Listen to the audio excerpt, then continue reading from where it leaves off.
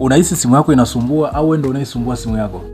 Vijana wengi tumekuwa tukilalamika sana ama tukicomplain sana kuhusu simu. Yaani tunasema kwamba simu zimekuwa zina staki sana, simu za sasa zimekuwa mbovu sana, lakini tunasahau kwamba tunafanya vitu ambavyo havistahili kufanyika kwenye aina ya simu ambazo tunazitumia, kwa sababu unakuta simu ina ramu 4 ama ina ramu 2, lakini unaibebesha ama unaifanyisha kazi ambazo itakiwa zifanyike kwenye simu yenye uwezo mkubwa sana ama simu yenye uwezo wa hali ya juu sana, kwa sababu unakuta game unaocheza ina ramu 8 ama inatakiwa icheze kwenye simu ya ramu 8, lakini tunaenda kuichezesha kwenye simu yenye ramu 4 ama ramu 2. Na matokeo ya simu yenye uwezo mdogo kufanyisha vitu vikubwa ni haya hapa, ni kwamba unakuta simu inakuwa ina staki kwenye kutachi ama kwenye baadhi ya zile app kufunguka ama kwenye kufunction, lakini pia unakuta unabonyeza left inabonyeza right, unabonyeza up inabonyeza down. Haya yote ni matokeo ya kwamba simu unakuwa imezidiwa na kiasi kwamba imekuwa imechanganyikiwa, inashindwa kufanya kazi kwa ufasaha ama inashindwa kufanya kazi vizuri kama vile ambavyo ilitakiwa. Tumia simu ambayo itaendana na matumizi yako. Yaani inamaanisha kwamba nunua simu yenye uwezo kulingana na matumizi yako. Kwa sababu gani?